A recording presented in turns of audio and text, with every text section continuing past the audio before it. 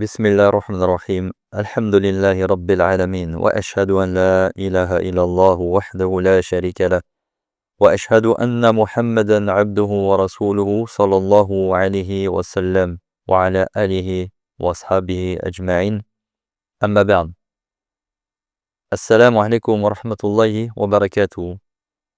Mes bien chers frères et sœurs en islam, nous voici réunis aujourd'hui pour la continuité de la lecture de notre livre intitulé Majalisu Shahri Ramadan du noble cheikh Mohammed ibn Salih al-Uthaymin rahimallahu ta'ala, qu'Allah lui fasse miséricorde. Et nous sommes arrivés aujourd'hui du coup au 20e cours, ou à la 20e assise du mois de Ramadan. Et avant de commencer, comme à notre habitude, nous remercions Allah subhanahu wa ta'ala et nous le louons de par sa grâce et sa bonté et sa miséricorde pour nous avoir fait atteindre le mois de Ramadan, nous avoir aidé et facilité à jeûner ces jours, nous faciliter à prier ces nuits et à d'accomplir les actes d'adoration de ce mois béni de Ramadan. Walhamdulillah, à lui appartient toute la louange, à lui appartient toute la royauté et à lui revient toute la gratitude et le remerciement. Alhamdulillah.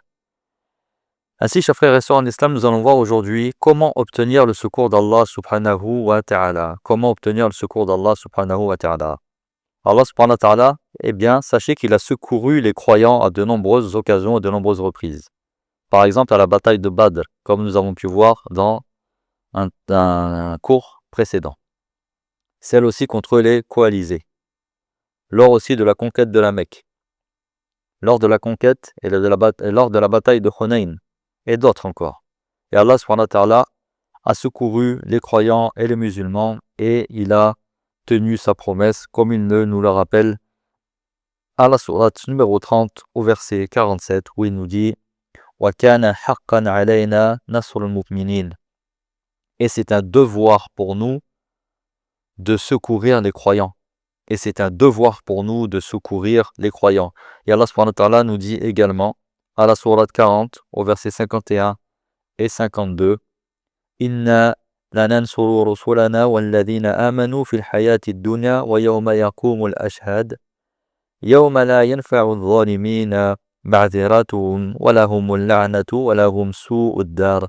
Dans son sens en français, Allah Ta'ala nous dit nous secourons certes nos messagers et ceux qui croient dans la vie présente, que le jour où se dresseront les témoins, c'est-à-dire les anges, le jour où les excuses ne seront d'aucune utilité aux injustes, et ils auront la malédiction et la pire des demeures.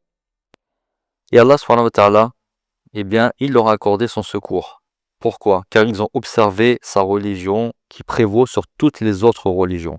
La religion musulmane, elle prévaut sur toutes les autres religions. L'islam prévaut sur toutes les autres religions. Celui qui s'y accroche, eh bien, il bénéficiera de la supériorité sur toutes les communautés, sur toutes les autres communautés.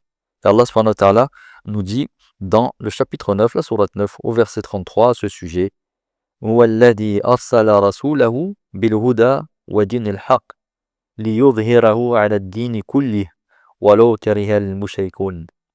Et il nous dit dans son sens en français, c'est lui, Allah, qui a envoyé son messager, Mohammed sallallahu alayhi wa sallam, avec la guidée et la vraie religion, afin de la faire prévaloir sur toutes les autres religions, et même si cela déplaît aux associateurs, c'est-à-dire que même si cela déplaît aux chrétiens, déplaît aux juifs, déplaît aux bouddhistes, déplaît aux communistes, déplaît aux socialistes, ou ce que vous voulez, eh bien Allah Ta'ala, il a fait de la religion musulmane, il l'a fait prévaloir sur toutes les autres religions.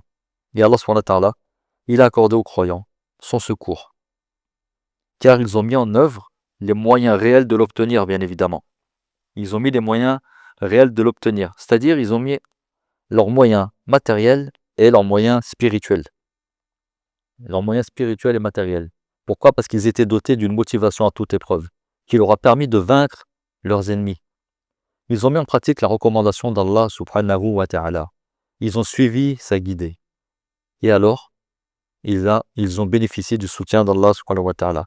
Et Allah nous dit dans la sourate 3, au verset 139 et 140, وَلَا تَهِنُوا وَلَا تَحْزَنُوا وَأَنْتُمُ الأعلون إن كنتم مؤمنين إن يمسسكم قرح فقد مس القوم قرح مثله وتلك الأيام نداولها بين الناس. Dans son sens en français, ne vous laissez pas abattre et ne vous affligez pas alors que vous avez le dessus si vous êtes vraiment croyant. Si une blessure vous atteint, sachez qu'une pareille blessure a aussi atteint l'ennemi. Ainsi faisons-nous alterner les jours bons et mauvais parmi les gens.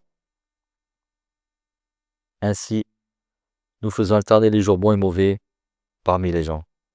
Et Allah subhanahu wa ta'ala nous dit également au chapitre 4, dans Surat 4 au verset 104, وَلَا تَهِنُوا فِي ابْتِغَاءِ الْقَوْمِ إِن تَكُونُوا تَأْلَمُونَ فَإِنَّهُمْ يَأْلَمُونَ كَمَا تَأْلَمُونَ فَتَرْجُونَ مِنَ اللَّهِ مَا لَا يَرْجُونَ وَكَانَ اللَّهُ عَلِيمًا حَكِيمًا.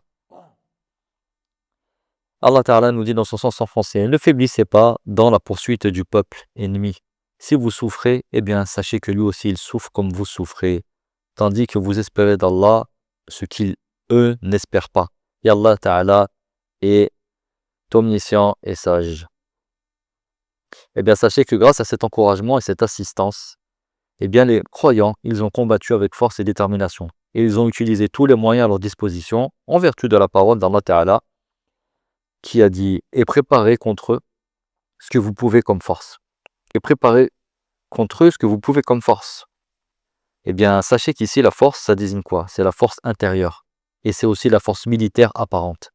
C'est-à-dire la force spirituelle, par les invocations, et par la certitude, dans ce qu'Allah va les secourir. Et la force militaire, en préparant, voilà, l'armée, avec les armes, et avec tout ce qui peut aider à combattre. Et Allah Ta'ala leur a accordé donc son secours. Pourquoi? Parce que eux aussi, ils ont secouru la religion d'Allah. Ils sont venus au secours de la religion d'Allah pour la faire prévaloir sur toutes les autres religions et pour élever la parole d'Allah subhanahu wa ta'ala. Et le fait d'avoir secouru la religion, en échange, Allah les a secourus.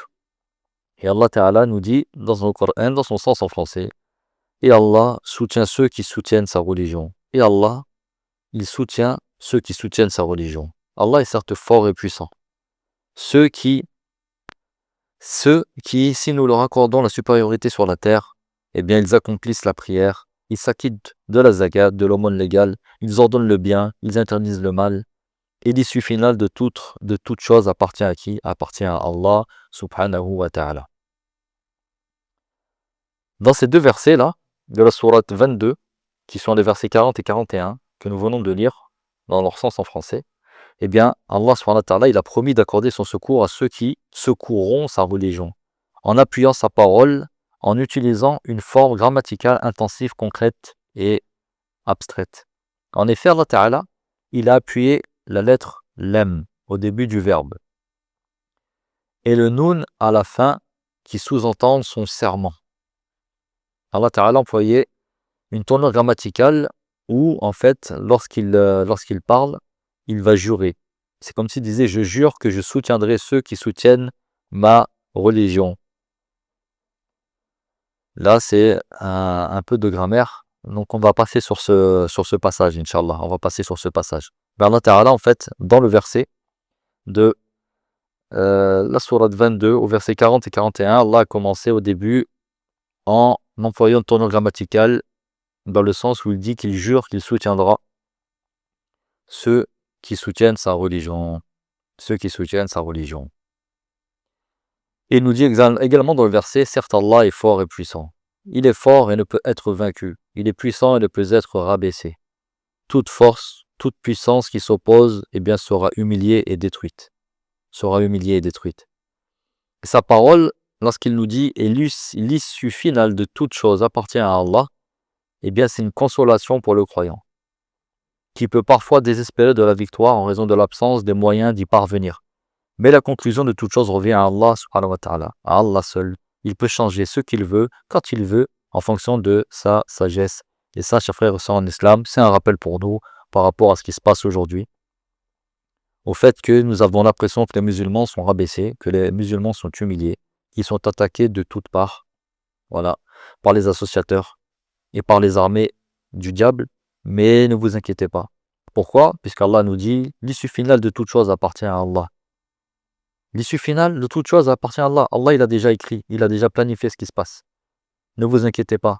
Il nous a promis qu'il allait secourir sa religion et que c'est sa religion qui triomphera. Nous, on ne sait pas quand ça arrivera. Peut-être qu'on sera mort, nous, au moment où ça arrivera. On sera peut-être plus vivant. Mais cela arrivera et soyez-en sûrs et certains et convaincus. C'est donc une consolation pour nous, croyants. Walhamdulillahi Rabbil Alamin. Et ces versets aussi renferment les caractéristiques qui permettent d'obtenir le secours d'Allah. Les croyants sont tenus de les observer après avoir bénéficié de la gouvernance sur la terre. Ils ne doivent donc pas être trompés par cette supériorité et se comporter de manière hautaine et orgueilleuse en semant le désordre sur la terre.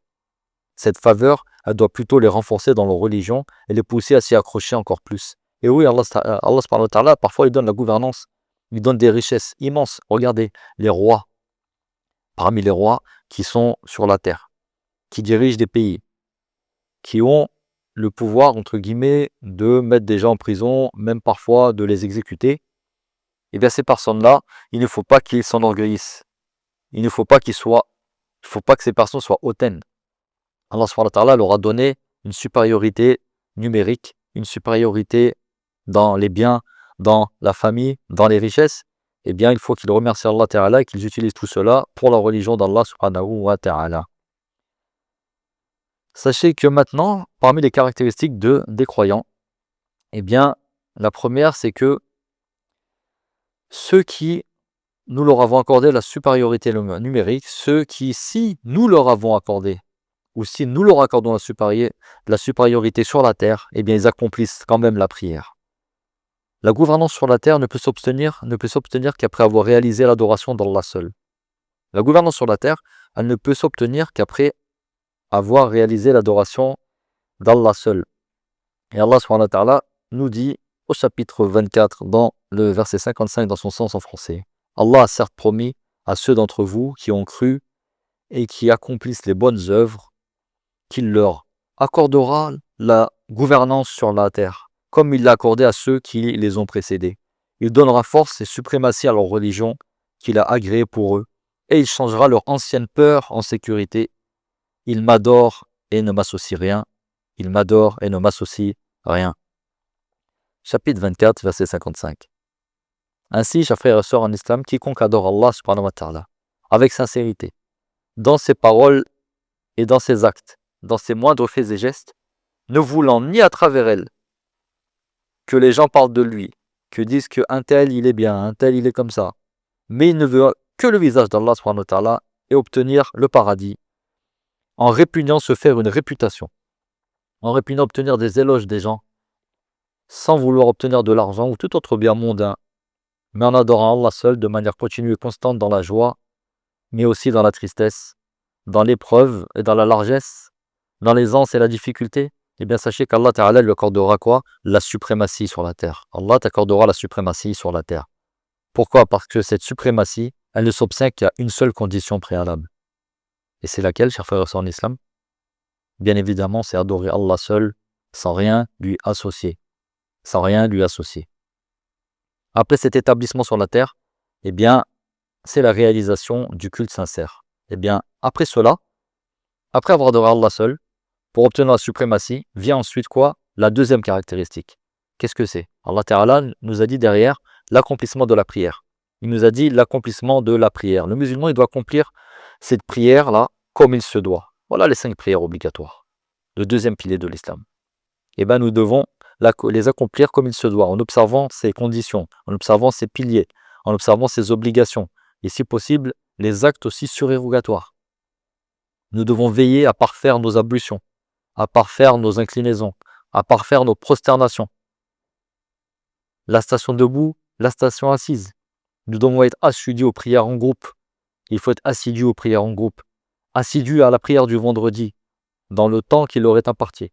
Nous devons aussi nous efforcer de prier avec recueillement, en étant concentrés, en étant recueillis et humiliés, avec un cœur qui est présent, et des membres du corps qui s'appliquent dans tout ce que nous devons faire, comme gestes et postures.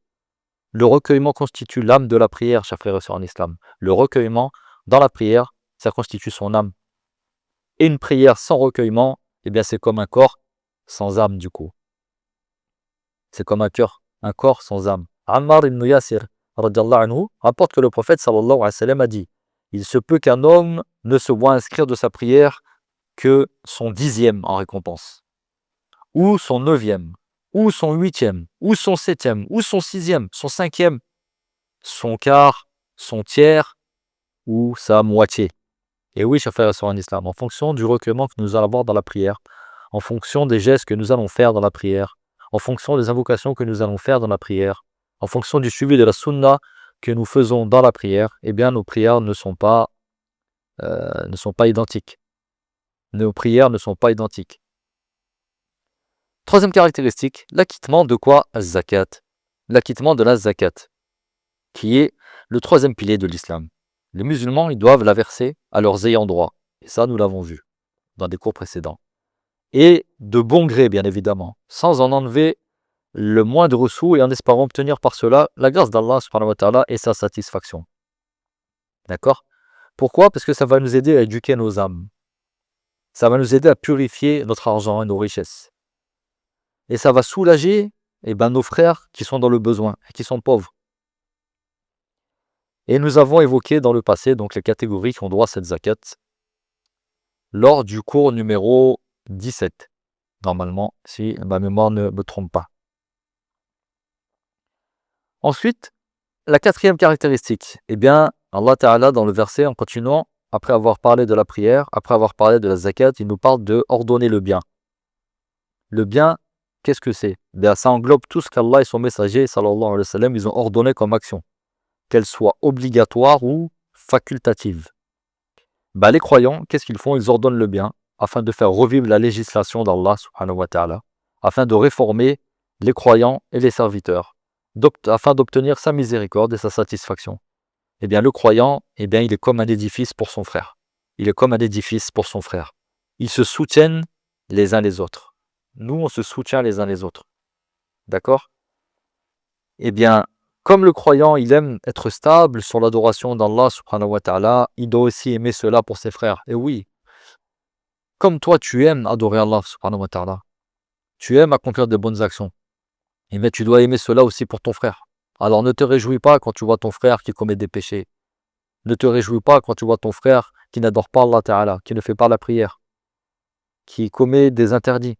Ne te réjouis pas de cela, mais plutôt attriste-toi, car ce que tu aimes pour toi, il faut l'aimer pour ton frère. Et le minimum à faire pour lui, c'est des invocations. Le minimum à faire pour lui, c'est des invocations. Et sinon, c'est aller le trouver, le conseiller et lui montrer la voie à suivre. Ainsi, ordonner le bien aux autres, avec foi et conviction, ça implique bien évidemment de le mettre en pratique pour soi-même.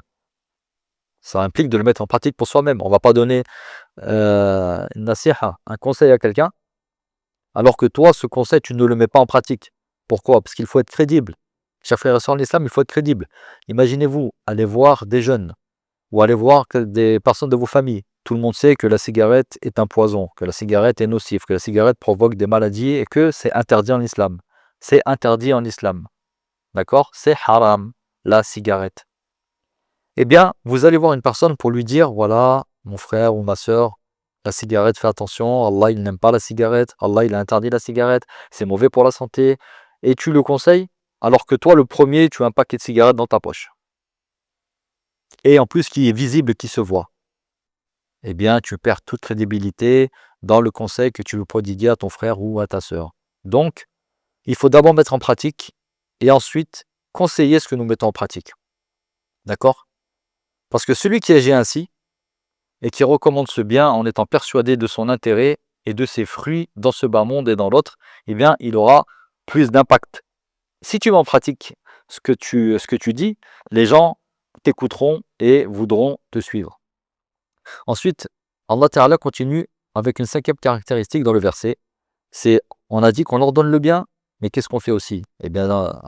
À l'opposé, on interdit le mal, et le blâmable. Et le mal, ça désigne tout ce qu'Allah Ta'ala et son messager ont interdit comme péché, qu'il soit grand ou petit, qu'il concerne les adorations, le comportement ou les relations avec autrui. Ils interdisent donc ces mots M-A-U-X, afin de préserver la religion d'Allah Ta'ala, afin de protéger ses serviteurs et afin de se prémunir des causes de la décadence et du châtiment. Et les frères, j'insiste sur le comportement. Le comportement. Aujourd'hui, le comportement, c'est ça qui fait que nous allons donner envie aux autres d'adhérer à l'islam. Pour ceux qui ne sont pas musulmans, leur donner envie de devenir musulmans, et ceux qui sont musulmans, leur donner envie d'apprendre la religion et d'adorer Allah subhanahu wa ta'ala comme il se doit.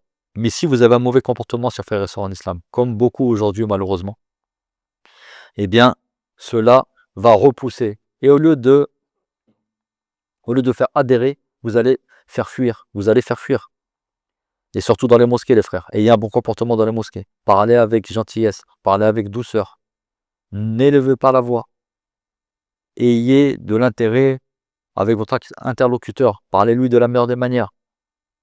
Avec les meilleures paroles, avec les meilleurs mots. Que ce soit un musulman pour ton frère et un non-musulman, bien évidemment. Et l'ordre du bien et l'interdiction du mal, ce sont deux piliers essentiels dans la préservation de la communauté.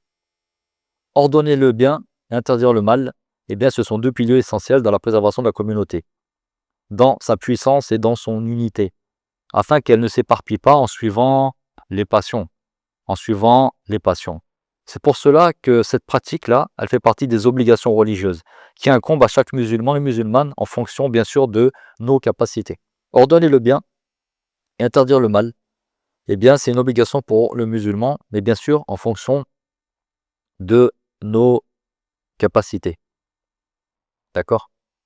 Allah subhanahu wa ta'ala nous dit, dans la sourate 3, au verset 104 et 105, dans son sens en français, que soit issue de vous une communauté qui appelle au bien, qui ordonne le convenable et interdit le blâmable, car ce sont eux qui réussiront. Et ne soyez pas comme ceux qui se sont divisés et se sont mis à disputer après que les preuves leur soient parvenues, et ceux-là auront un énorme châtiment. Qu'Allah nous en préserve. Amin.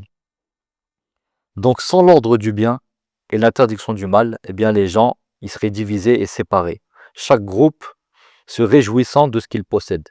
Et bien c'est par cette caractéristique que la communauté, elle fut favorisée sur toutes les autres. Allah Ta'ala nous a dit, vous êtes la meilleure communauté que l'on ait fait surgir aux gens. Vous êtes la meilleure communauté que l'on ait fait surgir aux gens. Vous ordonnez le bien, vous interdisez le mal, et vous croyez en Allah subhanahu wa ta'ala.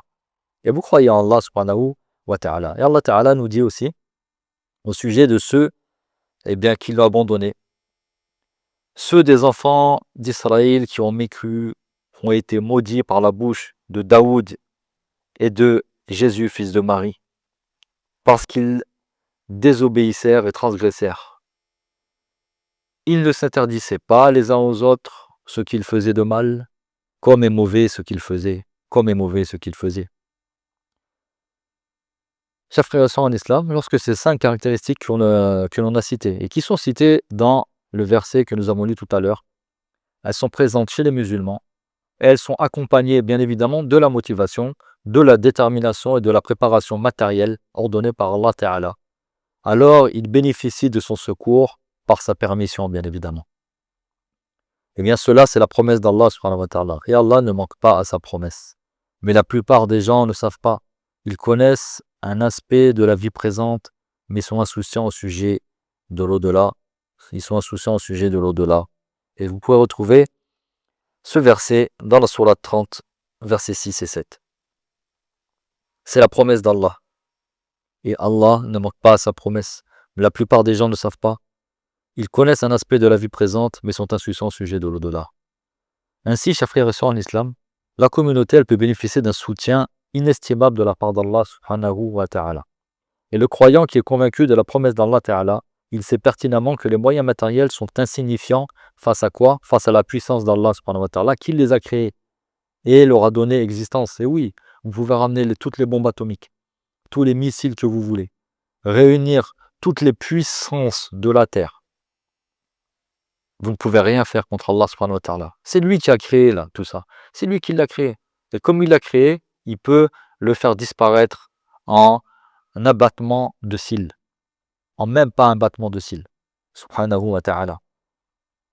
Et voyez comment le peuple de Had, il s'enorgueillit de sa puissance. Et ses habitants dirent, qui est plus fort que nous? Qui est plus fort que nous? Le peuple de Had, il s'enorgueillit parce qu'il voyait qu'il était puissant. Et ce peuple a posé la question, qui est plus fort que nous? Eh bien, Allah subhanahu wa ta'ala leur a répondu dans la sourate 41, au verset 15 et 16, lorsqu'Allah ta'ala, il leur a dit, dans son sens en français, ne voit-il pas qu'Allah, qui les a créés, est plus fort qu'eux, et ils reniaient nos signes. Nous déchaînâmes contre eux un vent violent et glacial durant des jours néfastes, afin qu'ils goûtent le châtiment de l'ignominie ici-bas, et le châtiment de l'au-delà est pire encore, et personne ne pourra les secourir.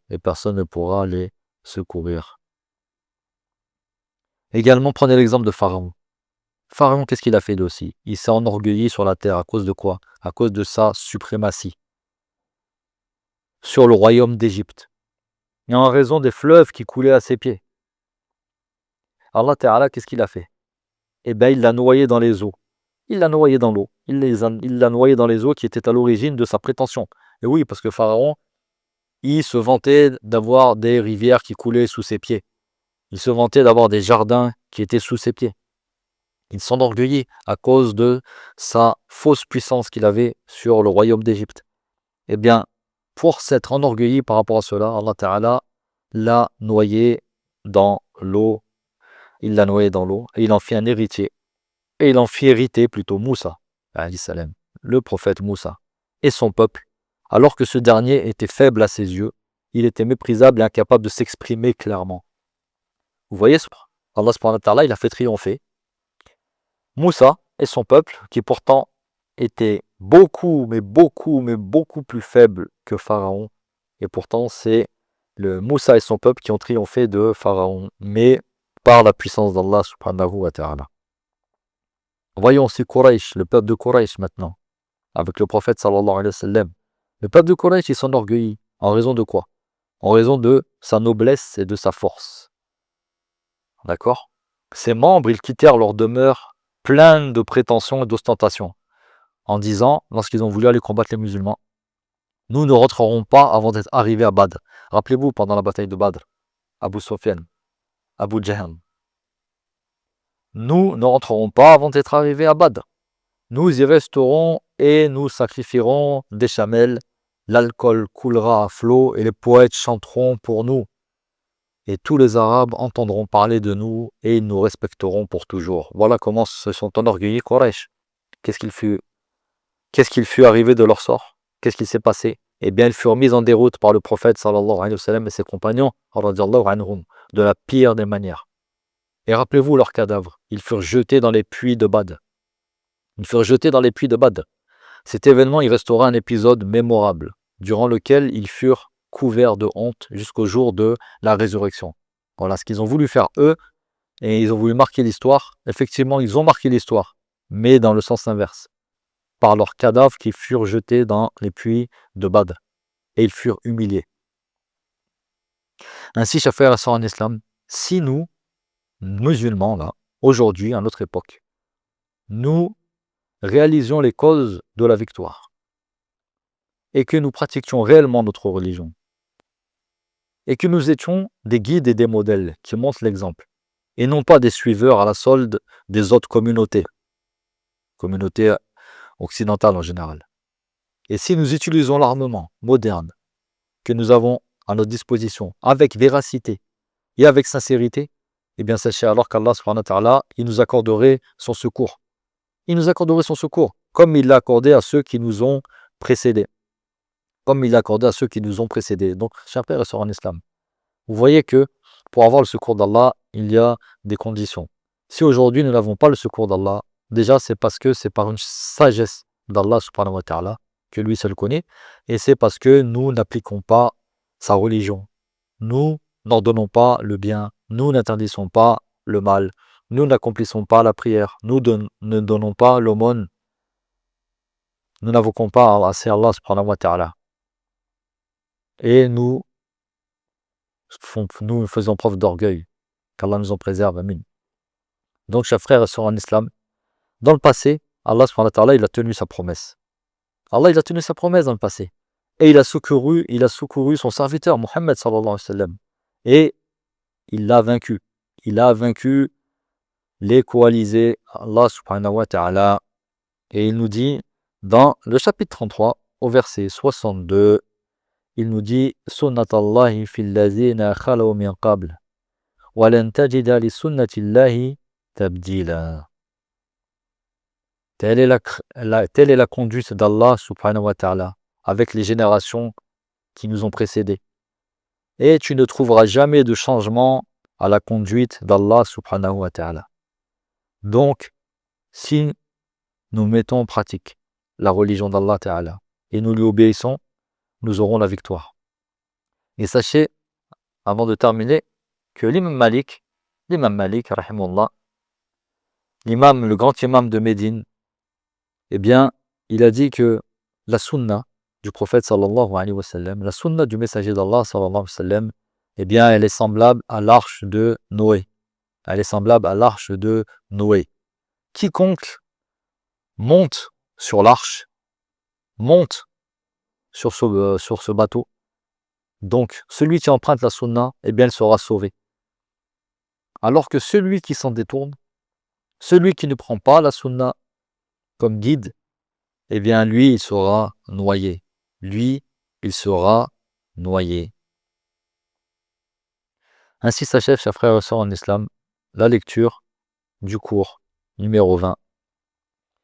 En demandant à Allah subhanahu wa ta'ala qu'il nous accorde tous les moyens d'obtenir son secours, grâce auquel nous retrouverons notre force et notre fierté, et par lesquels l'islam sera élevé, et la mécréance et les péchés seront rabaissés. Certes, Allah, c'est lui le grand donateur, et c'est lui le très généreux. Et on demande à Allah subhanahu wa ta'ala de nous faire suivre la sunna de son messager sallallahu alayhi wa sallam et de nous sauver comme il a sauvé le peuple de Nuh et ceux qui l'ont suivi. Wallahu a'lam. Et toute parole véridique, utile et bénéfique ne peut provenir que d'Allah seul, de par sa miséricorde, sa bonté, sa grâce, et que toute erreur, confusion et oubli ne peut provenir que de moi-même ou de Shaitan. اللهم صل على محمد وعلى آل محمد كما صليت على إبراهيم وعلى آل إبراهيم إنك حميد مجيد وبارك على محمد وعلى آل محمد كما باركت على إبراهيم وعلى آل إبراهيم إنك حميد مجيد سبحانك اللهم وبحمدك أشهد أن لا إله إلا أنت وأستغفرك وأتوب إليك. Et je vous donne rendez-vous si Allah nous prête vie et nous le permet demain Inch'Allah pour le cours numéro 21. Wassalamu alaikum wa rahmatullahi wa barakatuh.